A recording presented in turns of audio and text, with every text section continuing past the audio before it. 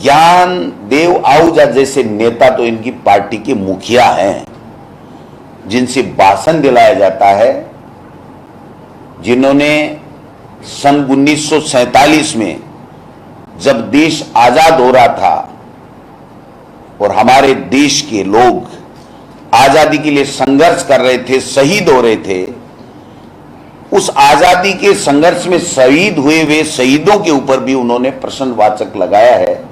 इससे बड़ी शर्म की बात कोई हो नहीं सकती।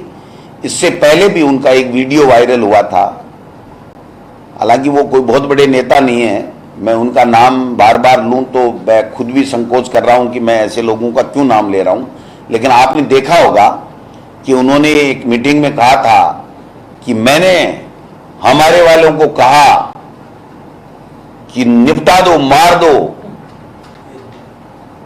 हम आपकी जमानत करा देंगे।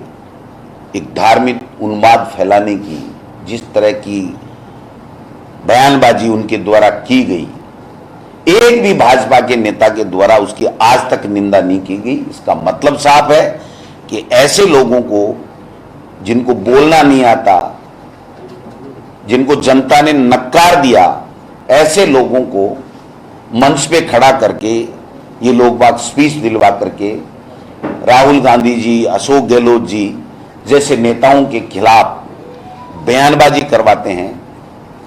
मैं समझता हूं कि आज का इनका जो शो था वो पूरी तरीके से फेल था। इनकी खुद की फूट उजागर हुई है। ये इतने दूर जा चुके हैं एक दूसरे के कि एक होना नामुमकिन है। इनको चाहिए कि जनता के बीच में जाएं, सरकार की योजनाओं में कोई कमी है तो वो बताएं, सरकार की योजनाओं का कोई लाभ किसी को नहीं मिल रहा है तो उसकी बात करें, और जनता में जाकर के ये भी बताएं कि 25 में से 25 सांसद 2 बार आ गए। आपने 9 साल में केंद्र की सरकार से क्या ला करके दिया? ईआरसीपी के बारे में एक शब्द नहीं बोलते हैं। केवल और केवल झूठ बोल करके राजस्थान की छवि को बदनाम करने की चेष्टा करते हैं, और जो सरकार अच्छा काम कर रही है, जो अच्छी नीतियां ला रही है, अच्छा लोगों को, गरीब लोगों को लाभ मिल रहा है, उनका लाभ कैसे रुके, कैसे वो गुमराह हो और कैसे इनको सत्ता प्राप्त हो सके, ये इनके इन प्रकारेण उसमें लगे हुए हैं जिसमें वो कभी कामयाब नहीं होंगे।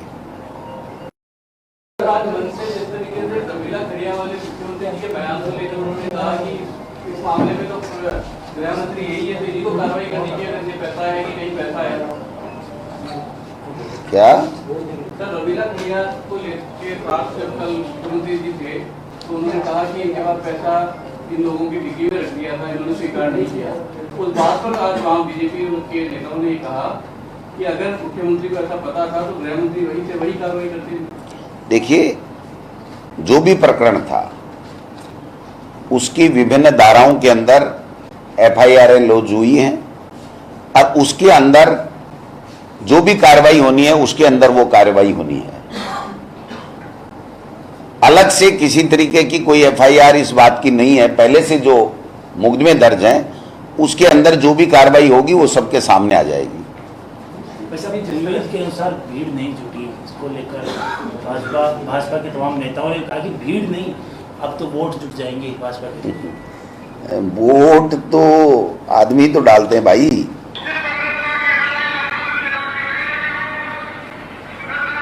ये राजेंद्र जी राठौड़ साहब अपना तेजस्वी भाषण दे रहे हैं। ओजस्वी तो नहीं कह सकता मैं, तेजस्वी भाषण है। ओजस्वी तो वो होता है जिसमें ओज होता है, इनके भाषण में कभी ओज होता ही नहीं, घिसा पिटा भाषण होता है, आरोप लगाते रहते हैं। ये हालात है। सारी की सारी कुर्सियां खाली पड़ी है भाई, ये फ्लॉप हो गया इनका। ऐसा तो नहीं है, नए जो बीजेपी के अध्यक्ष हैं उनको निपटाने का काम हो रहा है। वो तो रोज ही करते हैं, आज नहीं क्या चीज है आप बताइए। जब सतीश पूनिया जी अध्यक्ष थे तो एक दिन भी ऐसा नहीं गुजरा भाई साहब कि उपनेता, जो कि कोई पोस्ट नहीं होती है, कोई संवैधानिक पोस्ट नहीं है, बट उनके स्पीच के ऊपर, उसके कमेंट के ऊपर कमेंट डालते थे और हर अखबार में उनके साथ वो छपते थे। अब बेचारे सीपी जोशी छप ही नहीं रहे, राजेंद्र जी राठौड़ ही छप रहे हैं।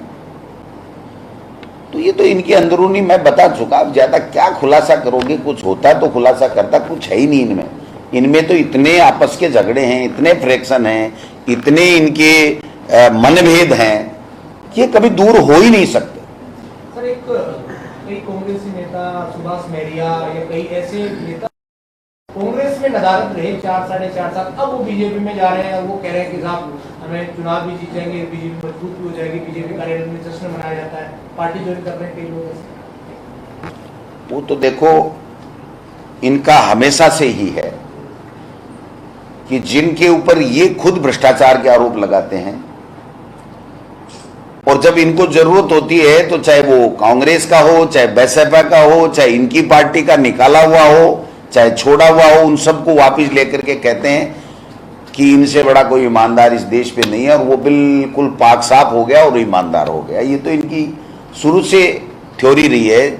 जिन हमारे कांग्रेस के में रहते हुए नेताओं के ऊपर, जिन लोगों के ऊपर आरोप लगाया करते थे और बड़े बड़े आरोप लगाया करते थे, संगीन आरोप लगाया करते थे, जब से उनकी पार्टी में शिफ्ट हुए हैं तब से वो बिल्कुल हरीशचंद्र जी बन गए, सारे ईमानदार हो गए, एक भी उनमें से बेईमान नहीं है।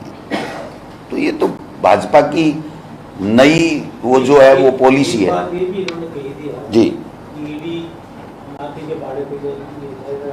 हाँ, तो जाना चाहिए ना। पहली बात तो देखिए, ईडी अपराधियों तक जाए, इसमें किसी को कोई दिक्कत नहीं है। नाथी के बाड़े का जो वो उपयोग कर रहे हैं, ये एक ब्राह्मण महिला जो समाज सेवी थी, बाल विधवा हो गई थी, सबकी मदद करती थी, किसी से मदद के बदले कुछ भी नहीं लेती थी, ऐसी महिला थी नाथीबाई। और उसका बाड़ा मतलब उसका घर, उसका बार बार नाम लेकर के वो एक समाज सेवी विधवा ब्राह्मण महिला जिसने समाज की सेवा की, सब कुछ त्याग दिया, कोई लोभ लालच नहीं था, ऐसी महिला का जिसको हम सम्मान से नाम लेते हैं, उनका अपमान कर रहे हैं, इसके अलावा कुछ नहीं कर रहे हैं। और ये जुमलेबाजी मोदी जी हों, चाहे मोदी जी के बाद के ये नीचे वाले प्रोडक्ट हों उनकी पार्टी के, वो सब इसी तरीके की भाषा बोलते हैं क्योंकि इनके पास में कोई कंटेंट नहीं होता है, इनके पास में कोई ठोस मुद्दा नहीं होता है, इसलिए वो इस तरीके की बातें कर करके और अपना रोचक बनाने की चेष्टा करते हैं स्पीच को।